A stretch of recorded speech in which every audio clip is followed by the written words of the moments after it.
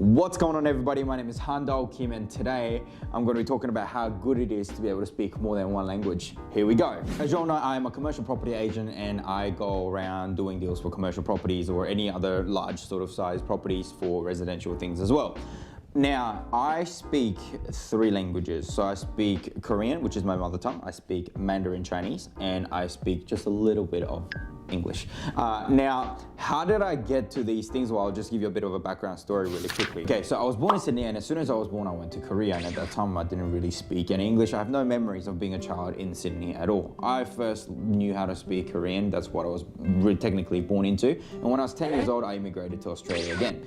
I started to learn English then, and you know, after living enough years here, I guess I just picked it up, you know, slowly but surely.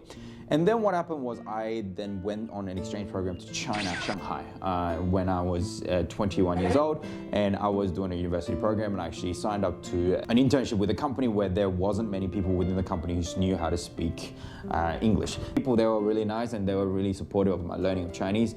And I actually want to put it out there that when I was actually in China, I actually prioritized learning Chinese for this specific purpose, is to be able to come back with a skill that I could use in my daily life. So it actually was really helpful. I knew that it was going to be helpful, and I really prioritized it.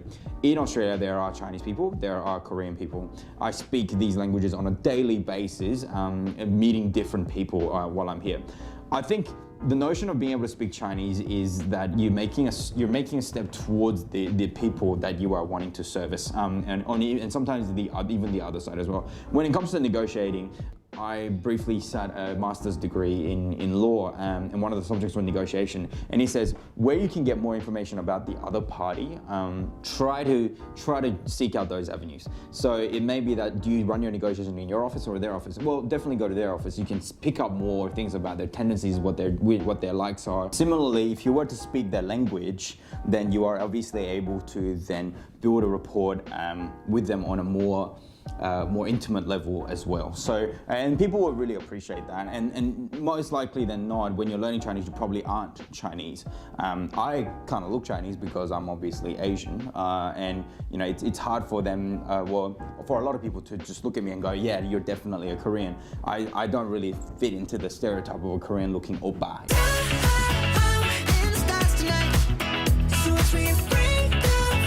So it's interesting. It's interesting to see how memorable I can be when I do speak Chinese. When I do speak Chinese, it's not completely fluent. You know, I'll speak a bit of Chinese right now. Hello, 大家好，我是来自韩国的金汉东，我是澳洲的商业地产中介员。See, like when I speak Chinese, it's not completely fluent, but people can tell that I am not Chinese, or at least someone who hasn't been in China for a very long time. So they take fascination. They go, hey, where are you from? Or they look at my business card and they go, wow, your last name is Kim. So who, like what, where, you know, it really trips them over. So it's really interesting then to see the impact that I make on my first impression. And then that usually forms as a hook for me to then for them to remember me and to continually connect with me moving forward down the track. I don't know what your marketplace will be like, but I suggest that, you know, maybe learning a language, and maybe not one that will be entirely fluent, but it's still pretty good, is going to be then quite assistive to you know, doing the deals and maybe becoming memorable, building your personal brand, and everything else in between. When I speak Korean, it's kind of similar as well. Because I spent so much of my childhood outside of Korea, people don't really, how do I say, people also get a vibe that I'm actually not Korean. I'm a human being that speaks Korean, but I don't really carry those Korean vibes and methodologies with them. Korean people can actually be quite conservative, I find, especially the ones that have made it into foreign frontiers like Australia or America, wherever they might be, because they bring the ideologies of their original, you know, from the time of their exit of their home country and entry into a new foreign country. So it's really interesting to see how they respond to the way I speak Korean as well. But again, it leaves an impression for them to go, wow, this guy is pretty interesting. So, and I'll give you another example. Another way that language is really helpful in my line of work is when I encounter Greek clients. They're obviously quite, you know, they're of senior age, and you know, their English is perfect and it's fine. But the thing is, they still speak Greek with their family at home. So when I do greet them in Greek, and you know, I say thank you in Greek and things like that, you know, I say tikanis, or I might call the gentleman Levendi. You know, for those who know, you might be able to, you know, connect those meanings. But when I do call them that, it really trips trips them over because they don't expect a guy who looks like this to be able to speak Greek. So it really trips them over. So if you are of Caucasian background, I think you could then potentially be very memorable if you were to speak Chinese or an Asian language to a potential stakeholder in a new business or any kind of a large transaction that you might be facilitating. It's really interesting how much attention there can be put on this individual in a social situation. And I've seen this time and time again when I was in Shanghai, when I was in business environments, and I would come across every now and again, what they would call a foreigner, someone who would appear to not be able to speak Chinese, that speaks just absolutely fluent Chinese, not even just doing the cute little greetings, but is able to speak fluent Chinese. Well, that really blows people's minds. It really trips them over, and it leaves a huge impression, and they will continually want to deal with that person. And I find that such an interesting paradigm. And these are ways that you can take advantage, but don't think of it as taking advantage. You are actually taking a step forward in their direction. You're offering a service where it makes them feel comfortable. And I think it's because of the selflessness that people then find you more attractive to deal with, in a business situation.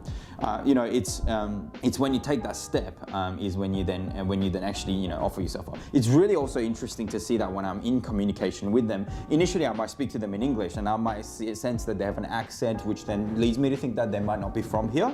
In fact, they might actually be Chinese, and then I will be then maybe take the step forward and say, hey, are you Chinese? And I might ask them in Chinese, and then go from there and say, and then we start speaking in a different language. So, and when I do that, the way they speak to me in English is so entirely formal, and it's very rigid, and the truth doesn't really come out. It's very superficial. But then as soon as they start speaking in their mother tongue is when the core of their motive and the deal making language really comes out, and it comes to certain, and it's the two hearts that are talking, not the two brains that are talking, but the two hearts that are talking.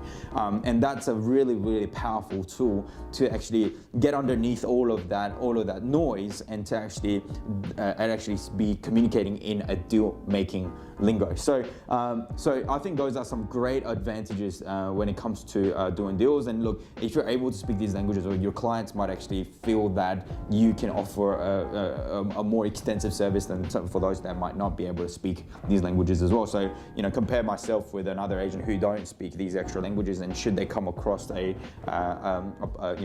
new buyer or a tenant that is only speaking these languages, well, they might have some limitation in servicing them, whereas I might not. I'm not saying this is everything, but it is definitely an extra skill that you can add onto yourself, and it's highly beneficial as well. Just from the building a rapport side and making people feel comfortable around you, and for you to build that trust, I think if you could make the effort to go out and learn a couple of phrases just to say hello, or thank you, or goodbye, or on any of the little phrases, I think those will be fantastic ways. And depending on your sort of appearance and how you project yourself out there, in terms of ethnicity and things like that, doing something completely unexpected can become a fantastic way to leave an impression and to build that rapport as well. So I encourage anyone out there who's in business or especially in commercial or residential property agency to actually pick up these things, so that when you meet people of particular ethnicities, at least you're able to greet them in a particular way that will leave an impression, and that will leave your branding behind everywhere you go around.